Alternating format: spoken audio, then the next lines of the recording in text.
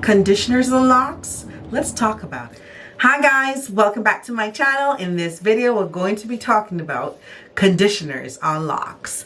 I'm very eager about this topic, and also I find that this topic seems to be some kind of like a bit controversial in the lock kingdom, you know, using conditioners on locks, not to use them, how to use them, when to use them. So anyways, let's get right into the video. All right, so I'm going to start with the opinions that are against the use of conditioners on locks, and then we'll go into the ideas or the opinions that support it, and then we'll go into the middle ground, people who are in the middle with regards to using conditioners on locks, and also their recommendations. And then after that, I will go into my opinion, because I do use conditioners on my locks, so I have my experience. I will save my opinion for last. All right, so let's get right into the all right, so opinions against the use of conditioners on locks.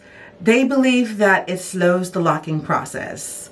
You know, when you first start out your lock journey, you're advised not to use conditioners, use clarifying shampoo, because it's believed that when moisture gets into the newly locked hair, that it could cause it to unravel, or when there's too much moisture there. So you're advised not to use conditioners, just use clarifying shampoo, or not even wash your hair for a certain period of time. And then when you do wash your hair, just use clarifying shampoo. So yeah, so that's what the belief is that the use of conditioners on locks may slow down the locking process. Now, they also believe that also using conditioner on your locks may attract lint. They believe that locks that incorporate conditioners into their hair maintenance is more prone to lint and odor. And then also the next widely held thought for these category of people, they believe that the conditioner may build up in the lock, and once it gets into the lock, it's hard for you to get rid of it. So sometimes you might see your hair, I think I've experienced that. You might look at your lock and you see a whitish stain, something white on your lock, and you think that it's lint. And it's not actually lint, it is conditioner, because it's hard to get out of that lock. It's not, you know, with lint you might see some part of the lint maybe sticking out, or you would see it a little, you would see if you tug on that lint a little bit, you might see it unravel a little bit, that particular lint unravel a little bit, not wholly, but I have noticed that there is a white part, some parts of my lock that might be white, and when I look closely at it or try to, like, you know, pull a little bit to see if I can unravel it, it doesn't unravel. It's like it's there, it's like thick in there. So I get what they're saying when they say that the use of conditioner on your locks would cause buildup. That would be very hard for you to get rid of. So yeah, I agree on that piece. All right, now moving on to the next opinion, which is the pros, people who are for conditioner on locks. So for the opinions that are for the use of conditioner on locks, they believe that it promotes moisture retention by preventing dryness and also breakage, especially for mature locks. They also believe that conditioners on locks gives slippage. So slippage for cleansing. They believe that light conditioners can help dirt release during washes. That's interesting. Not sure how that works, but that's what they believe. And also, it promotes scalp health, so it can soothe a dry scalp or an itchy scalp. So these are the widely held thoughts for the category of people that promote or are for the use of conditioners on locks. All right, now let's move on to the middle ground. All right, so for the individuals who are in the middle, they believe that conditioners are not necessary, but are not forbidden, right? It's not a no-no for them, but they also believe it's not necessary. They also believe that conditioner should be used intentionally and sparingly. And they believe when you're doing that, if you are to incorporate conditioners in your locks, that you should prioritize using clarifying shampoos. So use more of clarifying shampoos for your washes as opposed to conditioning shampoos if you are to incorporate conditioners into your wash routine or into your maintenance in general. So prioritize clarifying shampoos. Now, they also believe that moisture can come from different ways. It can come from adding glycerin in your water sprays. When you're spraying your hair, when you're refreshing your hair with your spray bottle, you can put a little bit of glycerin into that. Glycerin attracts moisture into your hair from the environment. It attracts moisture into your hair. So that's another way of putting moisture into your hair. So they believe that you can have alternatives as to how you can attract moisture, or you can get moisture into your locks. Moisture can also come from water, aloe vera juice, from different options. So that's what they believe. You know? So then again, this is the middle ground. They believe that it's not necessary, but it's not forbidden. You can use conditioner in your locks, but you have to have certain things in mind when you decide to go down that route. All right, now this is my opinion, my thoughts on the use of conditioner in your locks. I personally believe that there is a place for conditioners on locks. Hear me out. I personally use conditioner on my locks, but I believe that there should be certain things that you have in mind if you decide to go ahead and use conditioners or incorporate conditioners on your daily wash routines or lock maintenance in general.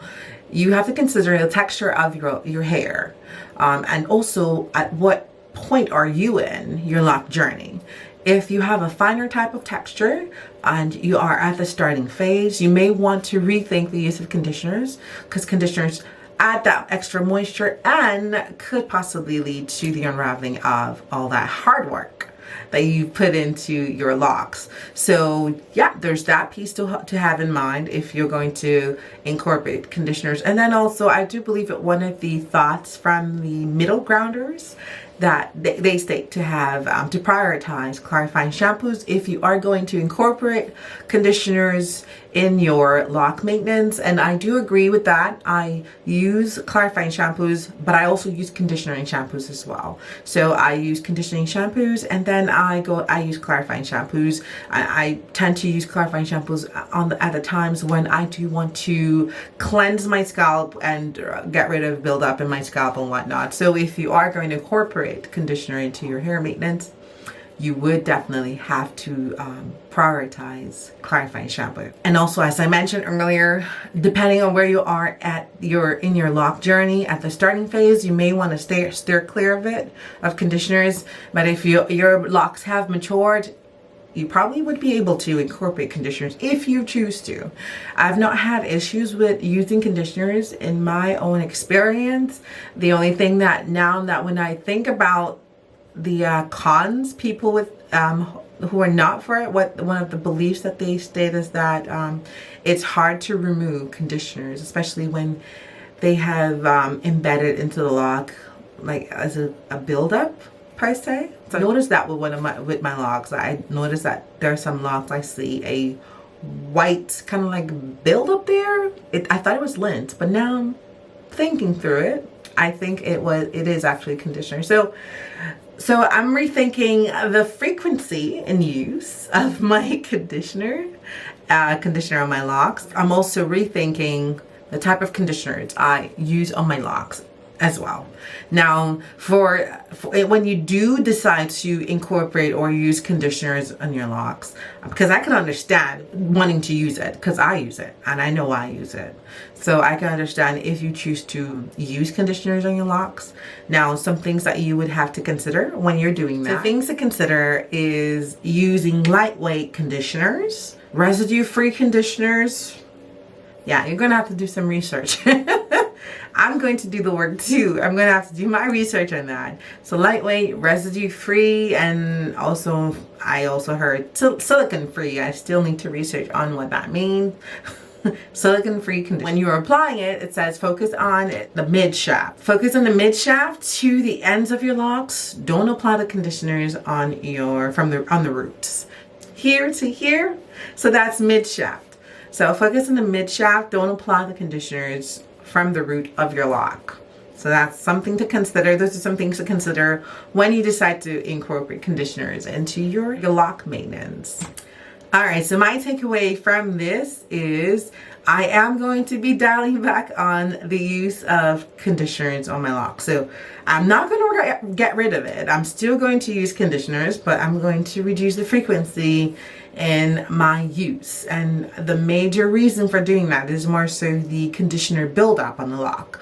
I've observed it on my locks, so I am going to be dialing back my use of conditioners. And also the second thing I'm going to do is I'm going to be looking for a lightweight conditioner. Yes.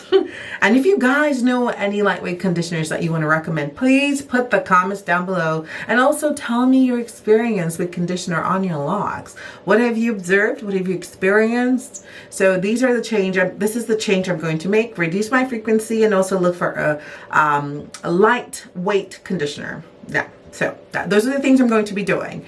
But if you do have any recommendations on the conditioners that you use that you've not had any issues with, please put your comments down below. And also if you've observed any issues with using conditioners on your locks, also comment down below so that we can learn from each other. All right, guys, so this is it for this video. Thank you guys for watching. Please like my video, please share, please comment, and I will be uploading more similar videos. So please stick around on my channel, and I will see you guys in the next video.